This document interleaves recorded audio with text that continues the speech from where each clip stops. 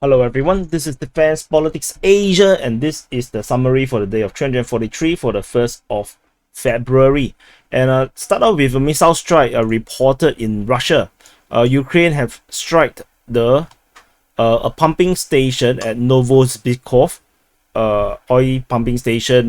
This one is in the Bryansk region. So this location is of course not the region, this is actually the town. I didn't really go and look for it. Simply just want to report on this that they use a Tochka U missile, which is actually pretty rare nowadays from the Ukrainians because most of them are either destroyed or they run out of ammo.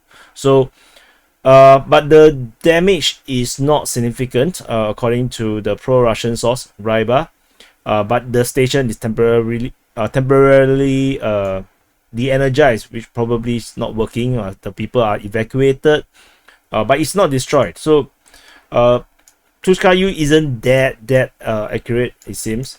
Moving on to the southern front, we do not have anything reported on the southern front in the Mykolaivka or Kherson region. And over at the Zaporizhia region, most of the lines do not. Most part of the lines there's nothing, except at the very end near the Velika Novosibirsk region, we do have fighting reported at Novosibirsk, according to the Russian Defense Ministry, where they are currently in the offensive in around this region at Novosibirsk. Moving on to the Donetsk front, this is Donetsk city, and at the Donetsk front, over the Vuhledar region, the situation now is that there is still fighting, but not at Vuhledar, it's still in the southeast, probably in the region. Ryba reported as positional fighting. The reason is because of bad weather. Offensive are suspended, and I also think that there's not much they can do tentatively because the Ukrainians have fortified this region with more reinforcement being reported on two different occasions over the past 24 hours, according to Ryba. And the Ukrainians continue to do even more mining operations at Vuhledar approaches and the outskirts, which means that the Vuhledar region is getting even more and more difficult to deal with more and more mines all over the place, which means the Russians can't really actually attack. So tentatively, what it looks like is that the Russian forces will have to go around, which is what currently more or less seems to be what they are trying to do, where they are mostly reported to be advancing from Mykolaivka direction towards this Donbass South mine. South Donbass mine number 1, and to go around this entire Ukrainian region where they are overly heavily defended now. I don't think the Russians have any chance to break through in this sense with mining all over the approaches, which means all this area are remotely mined now, and I don't think the Russians can go through, because if they try, they're going to be taken out.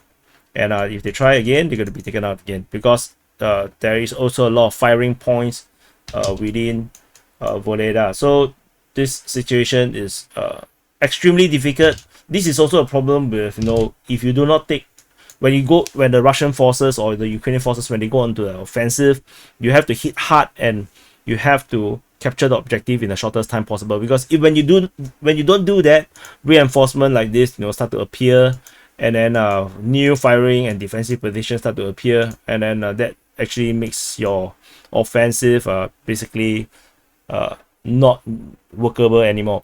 This situation is actually a reminiscence of what happened over after the capture of Severodonetsk and Lysychansk.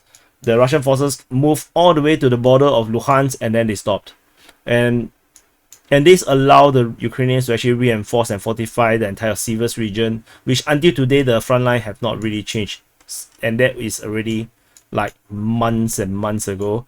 So Zaporizhia region also the same thing. The Russians did not really capitalize on their offensive, and then the entire thing just blocked down now.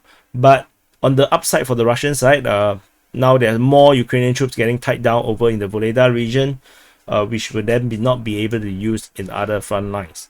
Moving on, at the Marinka region, fighting is still reported on the western side of Marinka, with the fighting described as intense by the pro-Russian sources. But they also admit that the front line is temporarily frozen because of the Ukrainians constantly sending reinforcement to the site, causing any attack to be really not effective in pushing the lines. Moving on to the Pisky region, over in the north of Vuhledar, there is fighting reported towards Donetsk, according to the Russian Defense Ministry, and also towards Siversk, or Sivernoye.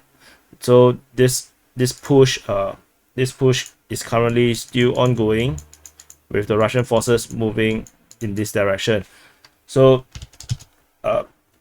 that's all. These are reported by Russian Defense Ministry and reported by Ryba and Russian Defense Ministry. And moving on to the New York front. At the New York front, there's no ground offensive. There is, however, a name drop of Mykolaivka, according to the Russian Defense Ministry, where they probably shelled this position. Kind of very out of the blue, Donetsk, Sivernoye, which is just next to each other, and then suddenly Mykolaivka. So this is like totally out of. It's kind of weird. It's like here, here, and here, and then they put this location in between these two. So it made me triple check to see, is there actually somewhere else nearby that I actually missed, but it's not. This is the only Mykolaivka or Mykolaivka that I can find.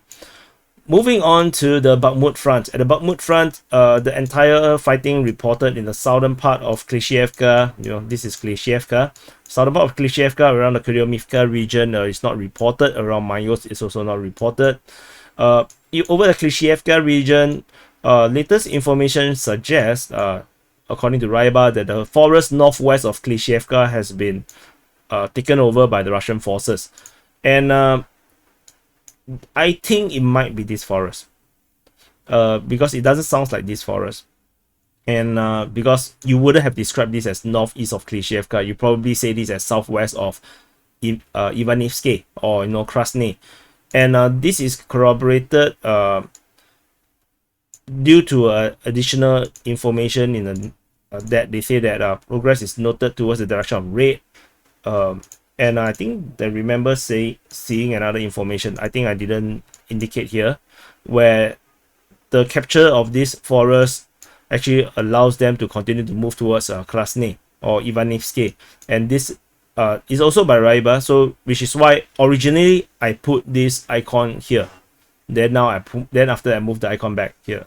I put here, I move here, then I move back here. So yeah, I read something to suggest that it's actually this one. Over at the Bakhmut city, a lot of information coming out from the Bakhmut city. There is fighting reported over at the street of Pishoy Liberstrovoye, or the Elastrova Street, the first Elastrova Street, which is actually this street here. So this street here. So let me draw nicer. Yeah, it's actually this street here. So the fighting is now occurring here. And moving on, further south of it, there is Surya map that the fighting have arrived around Mykolaivka Street. Around this street here, the way he mapped it is that this area here is actually captured by the Russian forces. So the fighting is probably around this region, probably just across the street, kind of thing. And over at further south, we have reports of fighting near the first champagne factory. Did I write it correct? I think I write it wrong. But anyway, it's around the champagne factory, and there is also fighting reported near the meat processing plant, which is actually I map it as here. Then there is also information saying that there is fighting on the street of Gashina Street, according to Ryba, which is actually this street. And there is also fighting reported on the Vatutina lane, according to Ryba. Vatutina lane is actually this street. So the front line actually not be around here, but actually the front line might be actually like this. So this line here might actually be wrong, might actually be more conservative, but that would actually make it very funny with this, with all this report about fighting around the Bakhmut meat processing plant, which means that the fighting around the Bakhmut meat processing plant here is actually around here rather than around here. So yeah, it's okay. And then there is fighting over in the area of Zabamutovka. Accordingly, 2 positions were controlled. I taken over. I have no idea two positions means what. Is it 1 tree, or is it 1 grass, or 1 building? So whatever it is, there is fighting around this region here. So there's fighting here, here, here, here, here. So yeah, that's probably where the front line more or less is at the Bakhmut city. Further up north, what is this? Yeah, this old information I forgot to delete. There's fighting reported at Paraskovievka and also at Krasna Hora. Surya Maps reported that there are rumors of the capture of the town, which is not correct. I personally did not saw this because my sources are usually pretty good. So yeah. Moving on, there's fighting reported south of Blahodatne, according to Surya Maps, with the Russian forces after the capture of Blahodatne moving southwards, trying to attack the rear of or the northern part of Paraskovievka. So the Ukrainian forces is currently holding around this region. They are currently making a stand with the Russians attacking from the north, east, south towards Krasna Hora, and towards Paraskovievka and towards the south. So now the Russian forces are pushing southward from Blahodatne, and this will actually put pressure on the Ukrainians because they will have to push up, or at least send more reinforcement to hold this line, because or else the Russian forces, if they break through, can actually go to the rear of Krasna Hora, causing an encirclement, and or they can actually even go further south and to encircle the Ukrainian forces at Paraskovievka. So this is a pretty important move. You can actually force the Ukrainians into a withdrawal to the Vasyukivka region. So yeah, this is actually pretty significant. Moving on, there's shelling reported at the stronghold west of Blahodatne, according to Ryba, and the term used was the hills in the hills west of Blahodatne. So I used Google Maps, and I can identify that this area here is actually a hilly region. So can we see it here? Terrain. So you can see this is actually a hill where it's moving up and up. Then it go down and then it goes up. So this is the hilly region here, and in this area, in the northern area, the Ukrainian forces actually have entrenchments. So the Russians are currently bombarding it, and there is also reports of fighting reported near Blahodatne, according to the Ukrainian Defense Ministry. It might be referring to the bombardments. Which actually, no, I'm not sure if the Russians will just push through like this against all this entrenchment to just attack in this way. I doubt so, because there's currently a push southward, right? So it might be just to neutralize all these forces, to force a Ukrainian withdrawal away from this region here.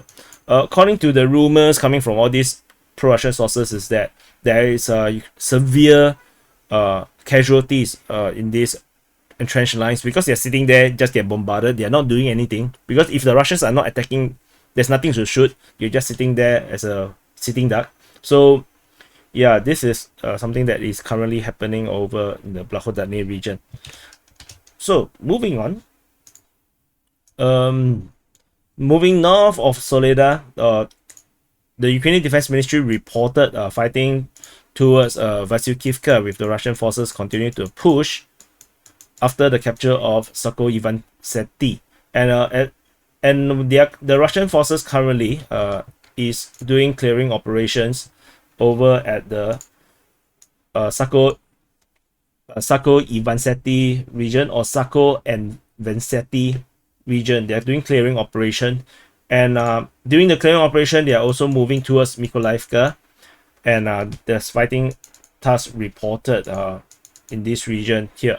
So no, it's kind of interesting, because this is actually a perfect opportunity for the Ukrainians to actually do pincer, to if they can actually do a pincer and encircle this Russian forces that currently is doing clearing operation around this region. The Russian, however, is on the offensive instead, and I'm not sure if the Ukrainians have enough troops here, or have the right troops with the right mentality and training to actually do this encirclement. So this is something that is currently happening in this region here. Rozhdolivka is not mentioned, interestingly. So or else the Russians have been pushing Rozhdolivka for this time round. So just for those that have not have missed this part yesterday, this is a major reinforcement resupply route moving into the Siversk front here. So this is the Siversk front, and this is where all the resupply have to go through for the southern one. And from the north, they can actually go through the river here, and they can actually go through the north here and resupply the northern side. So the southern side one now is taken out because of the capture of this town here. So there is no way resupply can go through this area here now. So that's the significance of this capture of Sakko and Ventsetti. So yeah, so in case for those that missed the report yesterday, I know you guys don't really watch my report every day. I know some of you guys do, because I do read the comments as much as I can. Fighting is reported at Sperne, and so according to War Gonzo, they reported that the Russian forces are doing recon operations to check for weakness, but the weakness are currently not detected. And talking about weaknesses, take out this soldier. No, we cannot be weak. Press the like button. And yeah, okay, enough of this. Moving on, there is fighting reported at Blahodatne in the Luhansk region with the Ukrainian forces. Ukrainian Defense Ministry reportedly repulsed Russian forces at Blahodatne. And moving into the Kreminna front. At the Kreminna front, a lot of actions currently happening, with the Russian forces started to be on the offensive. Let me push up a bit. The Russian forces is reportedly attacking around this region. This region is called there's a town, the small little village called Kuzmeny. The Russian forces currently attacking at Kuzmeny. They are attacking at Dibrova, with fighting reported in the southwest part of Dibrova. So which means the Russians are actually pushing this way as well. And there's also reports of Russian forces fighting near Yampolivka. And according to Ryba, I think it's Ryba, yes. According to Ryba, the Russian forces almost reached Yampolivka, which means that the push has been pretty successful, with the Ukrainians probably have to fall back a little bit. But reinforcement has been reported at Yampolivka, Yampolivka Terny region. So according to Ryba as well, which means the Ukrainian forces have been reinforcing this region here, because this region is about to fall, seemingly. So there is also reports of fighting at Shatveropivka. The Ukrainian Defense Ministry say that the Russians are attacking, and the Russian sources say the Ukrainians are attacking. So I can show you the source. Let me move the drawings down. So according to Ryba, you can see that the Ukrainians launched several attacks at the area of Krasna Hora and Dibrova. Also, actually, there's also the Dibrova. So I actually did not draw it in. Oh my freaking god! And yeah, and however, the Ukrainian Defense Ministry still reports that they are on the defensive. So that's what happened. And at Nevsky, there is fighting reported, with the Russians attacking around this region here. This is a valley actually, but the Ryba reported the high ground. High ground is actually here at this point here. So this is the hill. This is a high ground which Ryba reported that the Russians are currently attacking, which means the Russians are currently attacking in this direction. so towards Nevsky. And so this is what Ryba said. There's fierce fighting at heights, which is actually around this area here instead of this valley. This is the valley. This is the valley. So, and moving on, the Ukrainian Defense Ministry acknowledged that there is indeed fighting over at this Nevsky region, which name dropped Nevsky. And moving on from the Kreminna front, we are moving on to the Svatove region, with bombardment reported at Vasyukivka, according to the Russian Defense Ministry, and also at Novozybkov. Ryba reported that the Russian forces is currently probing enemy positions in the area of Novozybkov. So you can imagine that maybe Ukrainian forces is currently entrenched and positioned in multiple locations, and the Russian forces is currently trying to attack and then move out, see where are they there, then they move out, see are they there, and then move out to look for weak points. If they can find, they can actually break through, or they can break through. So currently, but this is what is happening. This is typical military stuff, which I during my basic military training I find it like quite silly, because we call this combat patrol, and the idea is to walk into enemy territory and get fired upon. So if they fire at you, it means the enemy is there. So this is quite sad to be an infantry. Moving on to the Kupiansk region, there is fighting reported at Mykolaivka, with the Ukrainians the one doing the sabotage or recon on the Russian defense line. So it's from Mykolaivka, the Ukrainians are actually doing this recon to see where the Russian defense line are. So, and further up north, there is shelling reported at Timkovka, according to the Russian Defense Ministry, and also at Krasna, according to the Russian Defense Ministry. So otherwise, the previously reported offensive in the Krasna and Vuhledar region is no longer happening. This is not happening. Not happening. Yeah. Okay, so that's all for the summary for the day of 343 for the 1st of February. And for those that wanted to access this map, you can join as a DPA officer, and you can get exclusive access to this map. And for those that are unsubscribed from this mapping, thank you for the support for at least 1 month. And that's all for the summary, and I'll see you in the next update.